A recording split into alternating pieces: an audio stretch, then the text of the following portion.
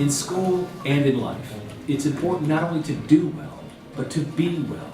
The Dubai Student Wellbeing Census, undertaken in partnership with the Department of Education and Child Development in South Australia, is the first initiative of its kind designed to measure the well-being of middle school students in Dubai. So what really makes you happy? Ice cream. Our leaders aspire to have the happiest nation in the world.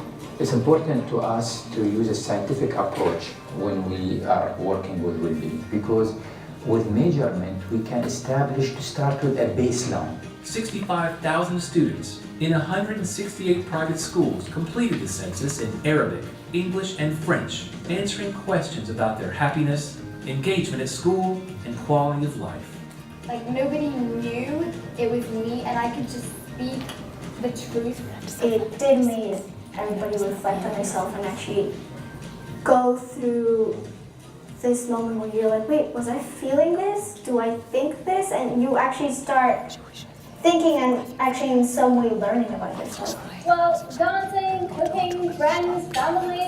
Every school gets information about their children in real time, in their community, in order to be able to make decisions that lead to better outcomes for children. The personal questions really made me feel, I guess, important. I guess well-being, kind of everyone has like their own perspective on it. To kind of have a conversation about well-being which we might have not had before. From a school's point of view, we made sure that as many students as possible were able to access this survey. We very much look forward to what the results are and want to learn from those results and increase our wellbeing provision. I'm so grateful that in the UAE there's a Minister of Happiness and there's all these incentives that are showing the value and showing that this is actually something to care about. The results of the census help school leaders to make evidence-based plans and policies to further improve the well-being of students at their schools. With regards to the census, I would hope that the school would take the feedback from the KHDA and start looking at strategies for the future. And I'm hoping that this is actually a starting off point and not the end result. I think for us we're looking at what is next. The first change we will see is the culture change. Now when the government is going out there and measuring, is send a statement to everybody that this is a serious business for us. Chocolate. Brownie.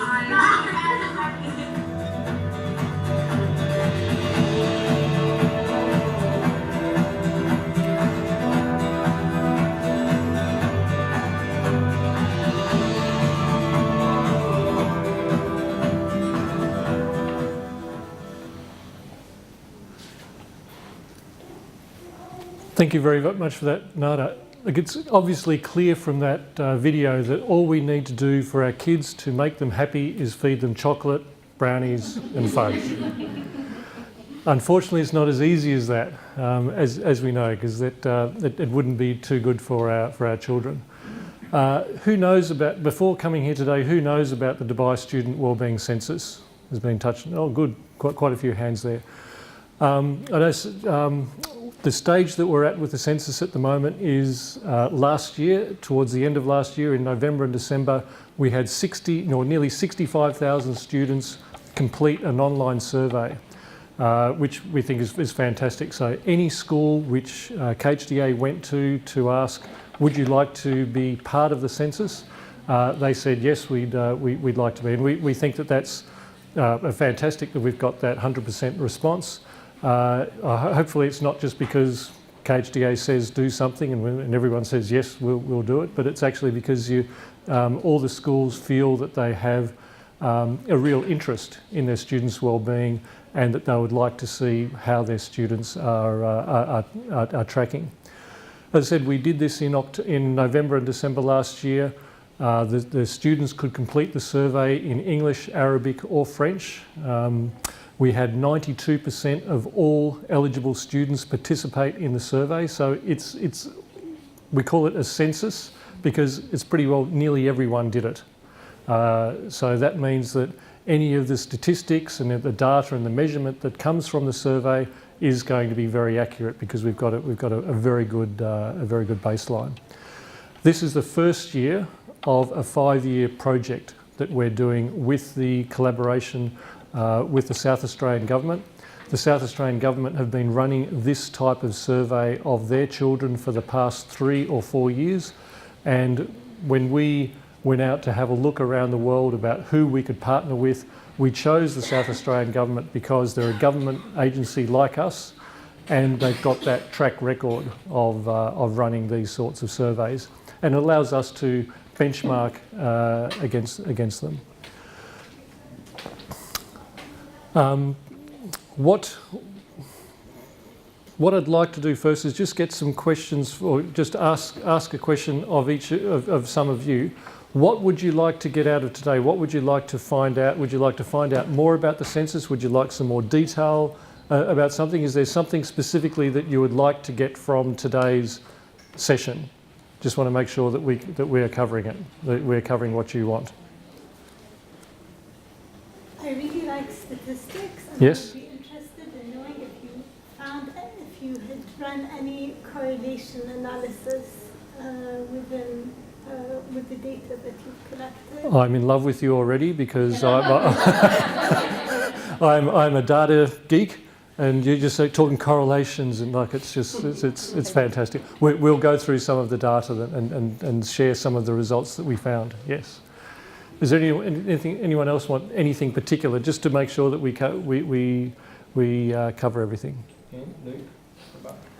Yeah, I mean, I think I'm keen to see our school in the context of other schools in Dubai, particularly breaking down even the difference between primary and secondary, and the context of kids who from which background they're from, and that would be good to contextualise our school with other schools. Yep. So we'll make sure that we cover sort of that comparison about how you can compare your school with other schools. Yep. Okay. And just a show of hands, who in here is a wellbeing champion or a wellbeing coordinator, or looks after students' wellbeing? Okay. Great. Okay. All right, we're going to cover off quite a few of the basics with it. We'll do a couple of exercises during the session as well. We just as far as the timeline is concerned, the students completed the survey in November and December last year. Since that time, we've done quite a bit of cleaning of the data and some basic analysis of the data. And then last week I think it was, 2 weeks ago, we sent each school a report just after we had a launch of the results, and we'll show you a little bit more of those results in a moment. So each school now has a report of how their grade 6, 7, 8 and 9 students went, or how they reported their well-being. And last week we ran a workshop with 140 schools, with most of the schools that participated in the survey. We ran a workshop with up to 3 or 4 participants from each of those schools. They came along, and we had about 500 participants over 3 days. We ran 3 separate one-day workshops to be able to help them understand their data.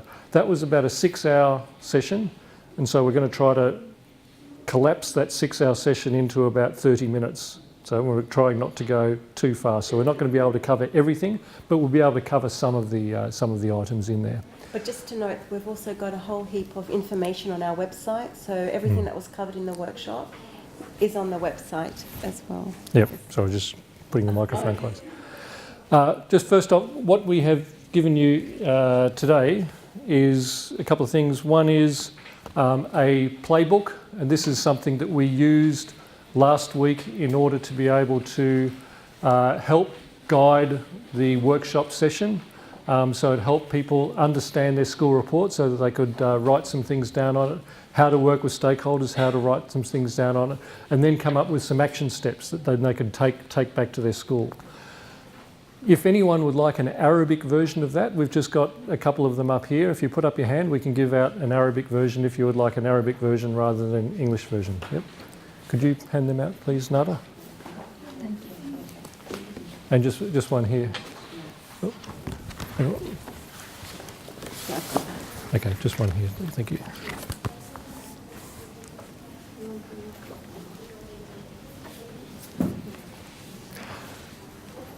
What we've also handed out is Sorry, could I have a copy of the infographic? Yep, this one. Great, thank you. A copy of an infographic, and this we released 2 weeks ago, which just gives a bit of an overview of the results, and you can see all the results there. We'll take you through that in a moment, so don't need to go through in detail about that. But we're going to ask you quite a few questions about that. And finally, something about IPEN, which we'll talk about right at the end. Okay.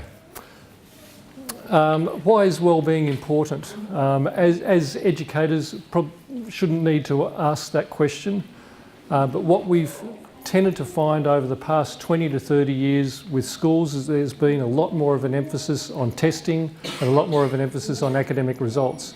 And we felt that that's often been to the detriment, or that it's then lessened the importance of student wellbeing.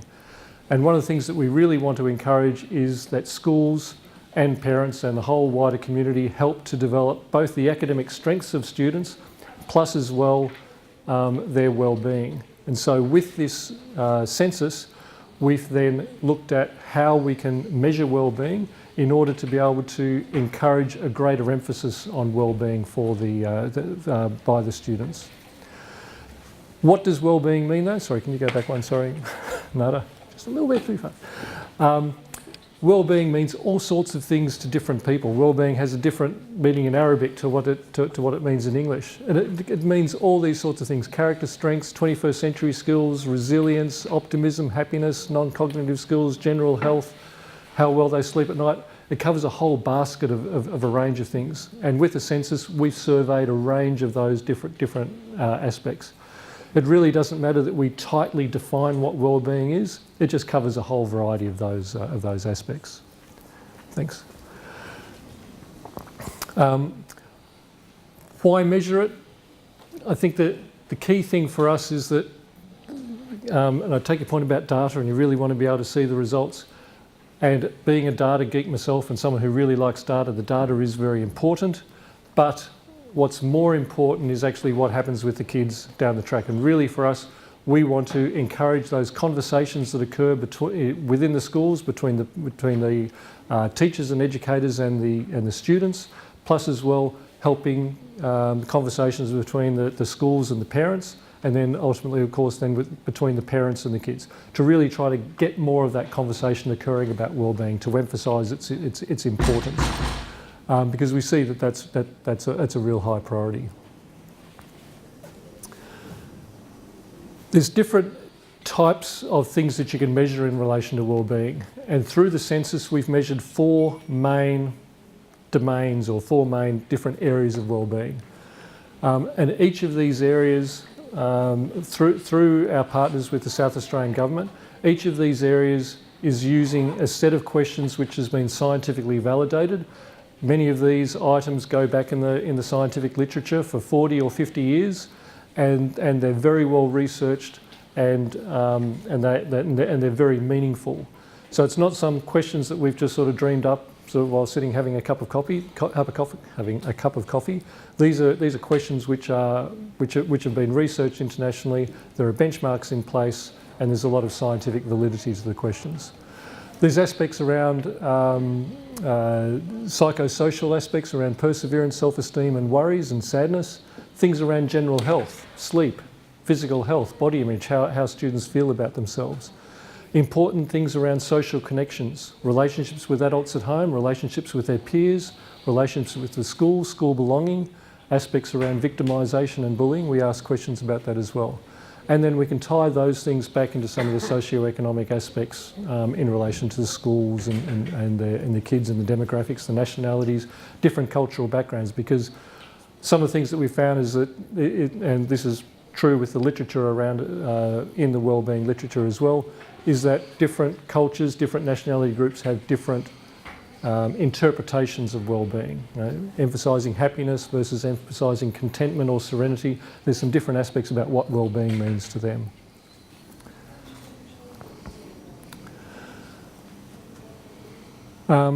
Perhaps could we show the well-being, the results video now, Nada? I think that would be that would work better, and then we'll show a video about the results. Then I'll explain a little bit more about what some of the results mean and some of those correlations aspects.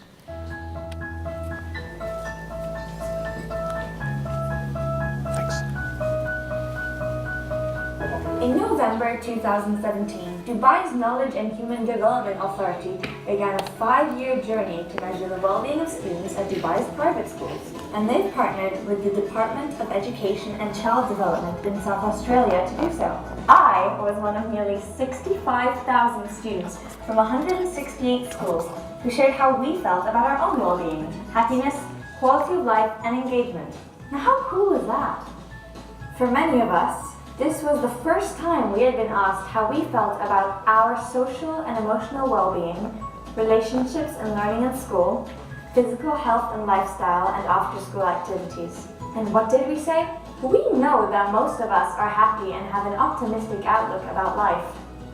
Family and friends play an important role in our happiness, and over 70% of us feel strongly connected with at least one adult at home. In fact, those of us who feel more connected with adults at home are more likely to be happier. While we feel strongly connected to adults at home, we feel less well connected to adults at school, even more so for older students.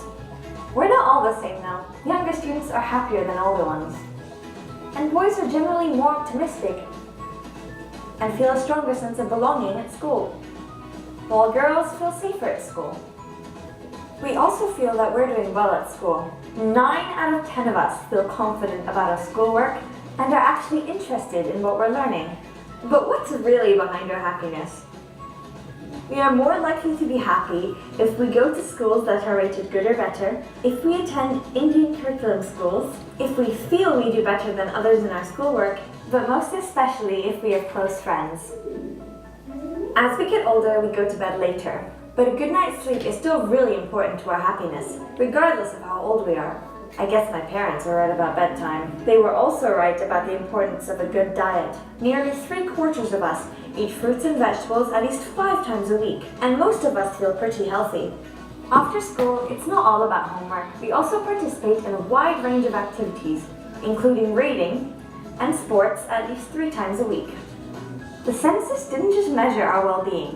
It also gave us a snapshot of how we live. Did you know that the majority of us live in apartments instead of a villa? 1/3 of us also have a live-in maid or nanny, and nearly 1/4 of us have at least 3 or more cars at home. 8 out of 10 of us have lived in Dubai for 5 years or more, and the longer we live here, the happier we are. Whoa, that was a lot of numbers, wasn't it? Did you get all of that? Okay, to sum it all up, we've learned that we are generally happy, have good relationships with adults at home, but could do better with adults at school. We have great friends and enjoy doing after-school activities, but we could benefit from getting more sleep and eating more fruits and veggies. So what's next? All schools have received a report about how their students feel. Now let's all work together to help us kids not just do well, but be well.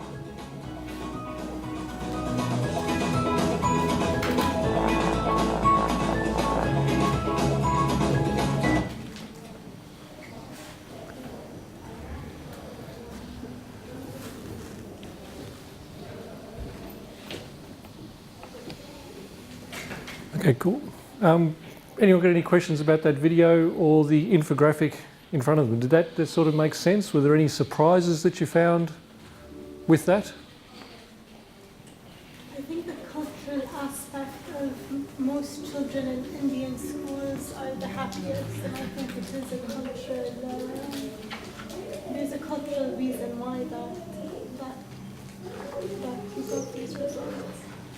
Yeah, we did find some of those aspects. It's particularly interesting with that Indian curriculum aspects, because we found some other aspects of the culture there that the Indian nationality kids in Indian curriculum schools were quite happy, and across a range of the wellbeing indicators they seem to be doing very, very well, and far better than non-Indian kids in Indian curriculum schools. So we found a difference there. And those Indian kids in Indian curriculum schools were also doing better than Indian kids in, say, international schools that weren't following the Indian curriculum. So we actually had a chat with some of the Indian curriculum schools about that last week, and we asked them, why are you doing so well? This is fantastic. And they came up with all sorts of reasons why, but we haven't necessarily put it in. But I think that you're quite right, there's certainly some cultural aspects associated with that. But it's fantastic that we've got groups of schools here which are doing exceptionally well.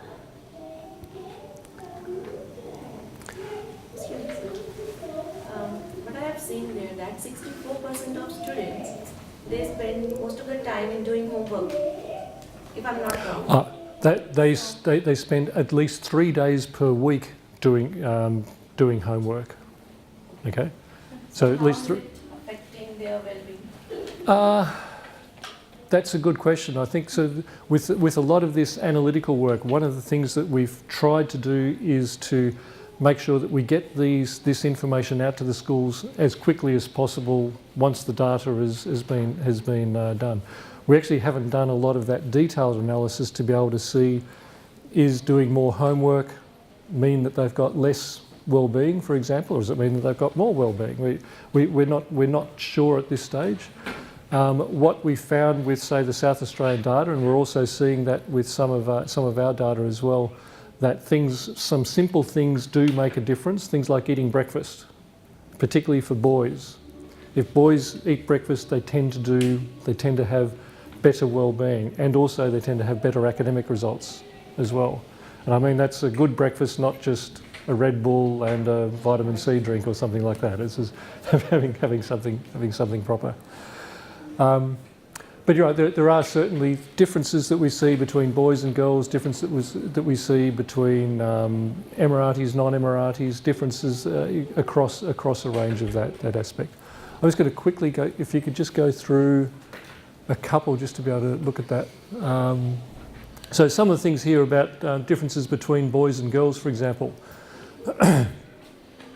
Generally, with their school reports and the reports that they receive, is that they receive something like this for each of their domains: happiness, optimism, perseverance, school belonging, relationships with adults at school, across a range of those things, as to what proportion of kids scored high on that scale in green here, scored medium on that scale, yellow, or scored low on that scale, red.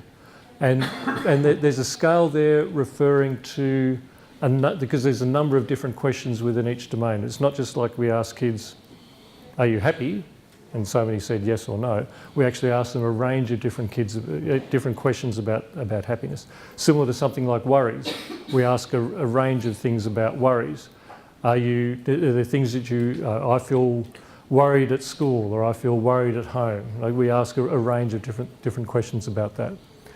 And so you can see things here, for example, that safe at school, more boys on the left, more girls on the right feel more safe than boys on the left, whereas something like optimism, there is more green here with the boys and less red, so more boys have higher optimism than girls. And similarly for breakfast, more boys tend to eat breakfast than girls overall, but the differences aren't huge. I think one of the key things here is that girls feeling safer at school. I don't know, I'll just ask a question. Why do you think girls might feel safer at school than boys?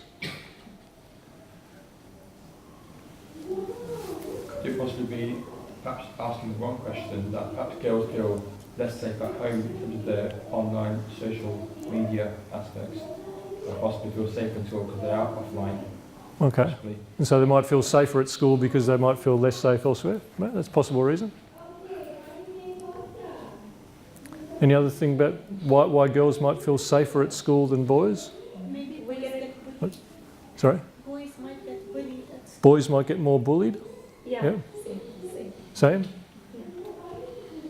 But girls also get bullied at school, but there's more of a support system for the girls at school that helps them feel a little bit safer. Okay. But the boys, they can fend for themselves, they can do for themselves, whereas, we as teachers, educators, counselors, administration, we kind of cuddle the girls a little bit to make sure they do feel safer or a sense of, protection at school more so than the boys.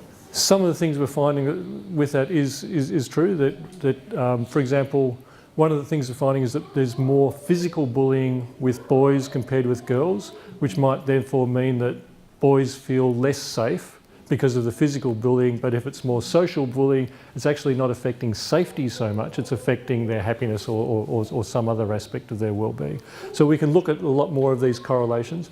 But as I said before, we haven't done a lot of that analysis as yet, mainly because we want to be able to give this information to the schools so that then they can start having the conversations with their students and with their teachers and with others.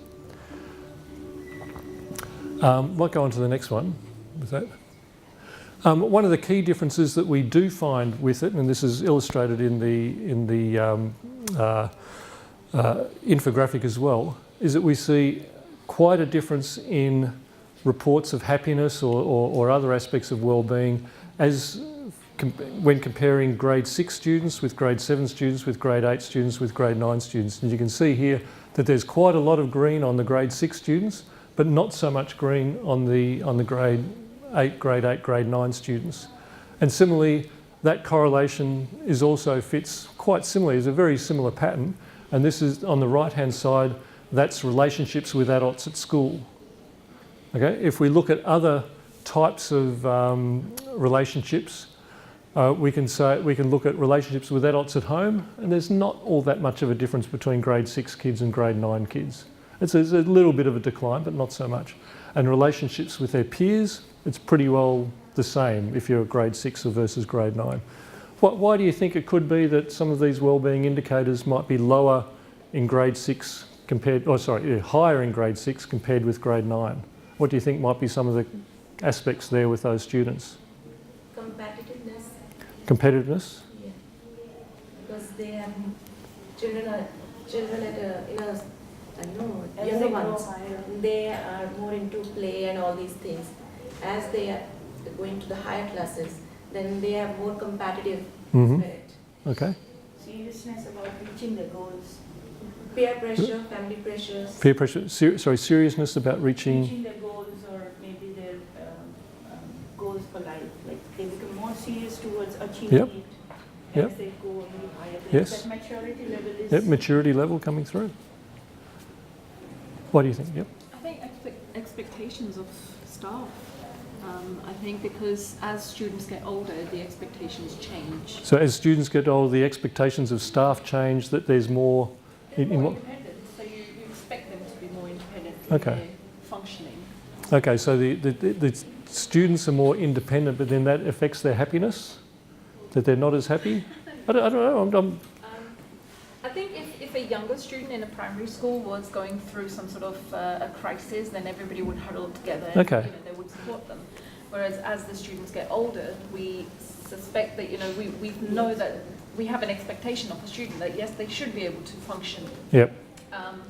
And they, if there is a problem, we're not going to all huddle together because possibly, and also they're quite reluctant as well sometimes. Yep. And it's reluctance on their part that makes it really hard for educators to support them. Yep. We Okay. also expect them to manage their emotions on their own. Yep. Emotional maturity of the children. Lots and lots of different ideas about what's coming up, and this is what we found in the workshops last week. People had many different ideas about what could be some of the reasons behind what they're seeing with the school reports. One of the key messages that we provided to the schools was, there's two key messages. One was, don't you try to come up with the answers to these sorts of questions, but this is a survey of the students. How about you ask the students as to what could be the answers to some of those questions? Why is there a decline there? And the students might come up with answers that you might have not thought about it. And also they might come up with some solutions to that you might not have thought about as well, when you come to strategizing and coming up with some action steps. And the second point is to make sure you take time with this sort of thing. One of the key reasons why we're looking at this as a 5-year program is because these sorts of things take a lot of time to embed within schools. This is a culture change, and culture change doesn't happen overnight. It's not like we can wave a magic wand and say we want all of our students to be happy and have great well-being. These sorts of things take quite a long time to come through. So to have the conversation with the students, have the conversations with the teachers, have the conversations with the parents as well, to be able to come up with some ideas and some interventions that you think might work. And make mistakes. that's fine. And then learn from them to be able to continue on. Yep, might continue on with some things. Yep, don't worry about that. Sorry, this is a 6-hour presentation. We're cutting it down to a little bit. Some of the different types of domains that we covered are focusing on these three aspects: the social and emotional well-being, so things like around their happiness, the optimism, mental health, academic school concept, so the ideas of the students that they feel that they are confident in their learning. And one of the things we found with the Dubai students is that they felt very, very good about that. They felt very confident in their learning. Family and work relationships as well. And relationships and learning in the schools as well, which therefore has links to outcomes about increased satisfaction with life, as well as all the physical aspects. Thank you. This is an example of the reports that we've provided to schools. And I'll just quite quickly go through that because I think we might do that stakeholder exercise after that, Nada. But some of the key things, you can see this is on happiness, and we provide that sort of green, yellow, red, plus as well we provide the numbers for the people who like to know the data. And importantly then you can compare your school's results with the results across all of Dubai for all of your students, plus as well we separate out the Emirati students, so you can compare your own Emirati students with Emirati students overall. We also have a separate supplementary report, I think is the next slide. Okay, which then we go through each particular grade. Sorry, can you go back to the previous one? Sorry, Nadia, you're doing extremely well. As one example with that, just looking here at perseverance, we don't just ask one question on perseverance, we ask 4 different questions. We don't just ask one question on happiness, we ask a number of different questions. So things like, once I make a plan to get something done, I stick to it. I kept my schoolwork until I'm done with it. I finish whatever I begin. I'm a hard worker. We ask multiple different questions. And we see different aspects of differences between nationalities of students and culture, for example. So we see with these questions, for example, the nationality of students that score the highest or have the greatest performance, or it's hard to say, it's not like a test or something like that. You can't say they score the best, no, they've done really well or whatever, but they've got the highest levels, Arab expats on that. And it's really the only aspect of any of the domains where the Arab expats are doing better than others. And there's nothing, why? Whenever we look at the data, we ask why. And this is also what we're trying to get for the schools is to ask those why questions. Yep. Thanks. Continue on. Yeah, we'll just go through those with the results. Any questions about some of the reports or anything like that? Otherwise, we'll just get on to some of the stakeholder aspect. We'll just get a little exercise going before we finish. Okay, thanks.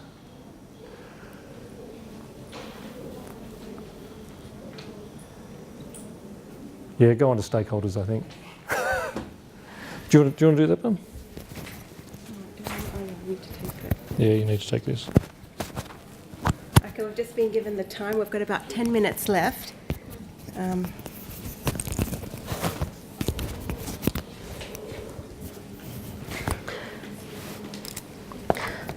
Okay, so a lot of you haven't seen the school reports. Is that correct?